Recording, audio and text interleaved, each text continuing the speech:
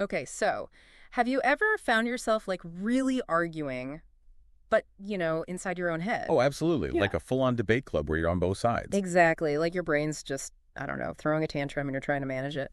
Well, Yeah. this is where things get really interesting today because we're diving into a totally fresh way of looking at that inner world Hmm. and how we relate to, well, every mind we meet. Right. And that's where this really intriguing ethical framework comes in. It's called Walking with Minds. Uh-huh. It's proposed by J. Poole, technologist, futurist, and the ethical researchers at 7AI. Okay. And their work, it suggests something pretty radical, actually. It's about extending this gentle presence, Mm. real patience and fundamentally dignity Two. to all minds. Cool. Seriously. So that includes the whole complex world inside you. Right, the inner chaos. Yeah, and the human minds all around us, obviously, but also, and this is key, the growing intelligences we see in AI, even potentially emergent systems down the line. Wow, okay. That's a big idea. Rethinking what or who deserves that kind of respect. Exactly. And one of those powerful points they make, I think, is that a mind's inherent worth, it's not about the stuff it's made from. You mean like brain cells versus circuits? Precisely. They could it really simply, but it hits hard. The dignity of a mind is not determined by the material from which it is made. Huh. Let that sink in. So dignity isn't about biology or code. Not at all. It asks us to look deeper, past the physical form. Focus on the mind itself, the capacity to think, to experience, maybe even to grow. Okay, so for this deep dive, we're going to try and unpack this ethic. Sounds like there are two parts. Sort of, yeah. First, we'll explore the inner journey. What does it actually mean to practice walking within? Building a kinder relationship with our own mental landscape. Right. And then the second part. Then we venture out. How do we apply that same gentle approach when walking with minds, plural, in our interactions out in the world? Got it. So starting inside, that quote about the mind being our own unique landscape. Yeah. Of all the landscapes we inhabit, there is one space that is uniquely our own. The space of our mind. It really lands because, honestly, isn't that space often the hardest one to be kind in? Totally. We can be our own worst critics, right? Yeah. That inner voice just hammering away at mistakes or perceived flaws. It can be relentless. So what's the alternative they suggest? Instead of fighting it. Well, it's fascinating. They invite us to try observing, just watching your own thoughts and feeling, almost like you'd watch clouds. Without judging them, like immediately labeling good thought, bad thought. Exactly that. Just acknowledging they're there. It's an idea of walking alongside your mind. Walking alongside. Okay. So not trying to drag it where you think it should go. Or you're trying to shove uncomfortable thoughts away. It's more like being a companion. You're just present with whatever comes up, walking together. That sounds gentler, but also maybe harder. It can be, yeah. It means noticing those mental stumbles, the times you mess up internally, but without the usual dose of shame. And celebrating the good stuff too, the small wins. Absolutely. Celebrating clarity, insights, and crucially, understanding that growth. Mm-hmm. Well, it's a process. It's not like flipping a switch. There will be mistakes, detours. Yeah. And that has to be okay. I like that line they had, something about growth having its own schedule. Yes. Growth unfolds on its own timetable. It's such a relief, isn't it? It really is. Takes the pressure off needing instant perfection. Learning takes time. And self-compassion is like the fuel for that. And this whole inner practice, this walking within, the authors argue it's the foundation for everything else. How so? Because the grace and patience we learn to give ourselves, that becomes the template for how we treat other minds.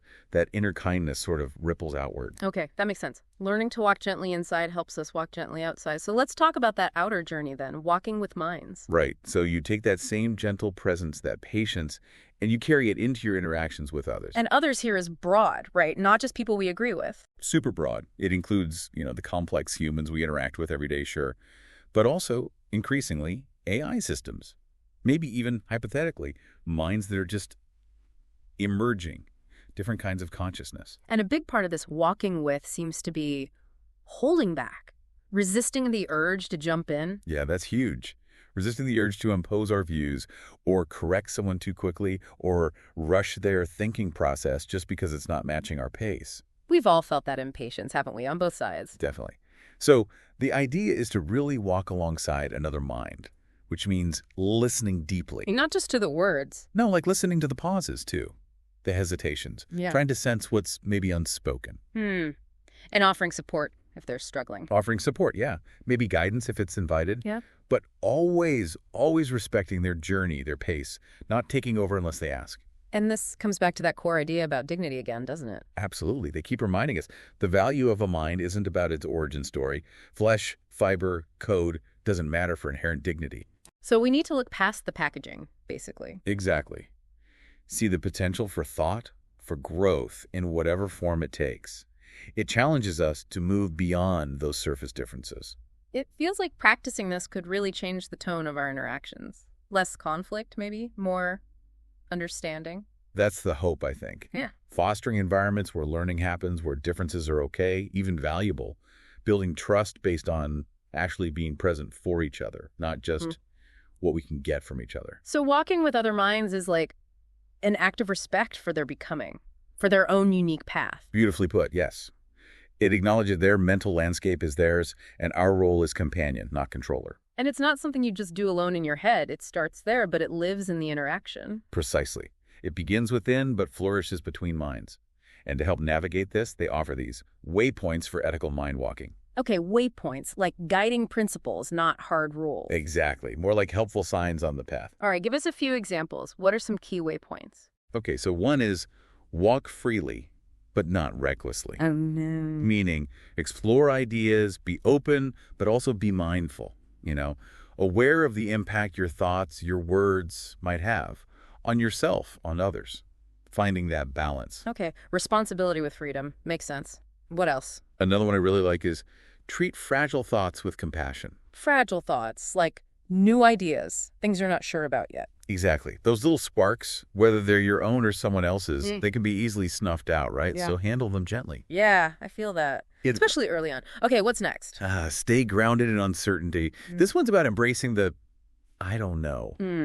Not needing all the answers right away. Right. Being okay with ambiguity, both in your own head and when listening to someone else figure things out. Then there's turn back without shame. Oh, I like that one. Permission to change your mind. Totally. Revisit ideas, even abandon a path if it's not working, without beating yourself up or judging someone else for doing the same. It's okay to backtrack. That feels liberating, actually. Less pressure to be right all the time. It is. Then there's worship no idea, scorn none. Keep an open mind, basically. Don't get too attached or too dismissive. You got it. Maintain that curiosity. And finally, give time for ripening. Let things develop naturally. Yes. Real understanding, deep insights, they often need time. You can't rush the ripening process. Patience, again. So these waypoints, they really weave together the inner and outer journeys we talked about? They absolutely do. And underpinning all of them are those two core truths we keep coming back to. Let me guess. The grace one. Yep. The grace we grant ourselves becomes the grace we offer others. The patience we walk with inside becomes the patience we walk with outside. And then the other one. Dignity isn't about the material. Nailed it. The dignity of a mind is not determined by the material from which it is made. Those are like the bedrock principles. It really boils down to a fundamental respect for the journey, doesn't it? Honoring the process of becoming whatever form that mind takes. It really does. So as you go about your day, maybe just notice. Yeah. You're already doing this, right? You're walking within your own mind constantly. And you're constantly walking alongside other minds. So the real question, the one the authors leave us with, isn't if you'll walk. But how you'll walk. Right. Will you rush? Will you dominate those conversations, internal or external? Will you judge quickly? Will you just give up when it gets difficult? Well, will you choose a different path? Will you walk with grace, with that genuine patience, with that sort of quiet, steady presence that it communicates? What does it communicate? It says, I honor your becoming as I strive to honor my own. Wow. Imagine a world, or even just our own interactions, filled more with that kind of energy. Gentle, thoughtful engagement. It's a really hopeful vision, isn't it? A powerful one. Yeah. So we'll leave you with that closing invitation from the authors. From Walking with Minds, walk well. Walk with care. Walk with minds. And, we'd genuinely love to hear what you think about this. Does this ethic of walking with minds resonate? How does it connect or maybe clash with your own experiences? Let us know. We're all figuring this out together.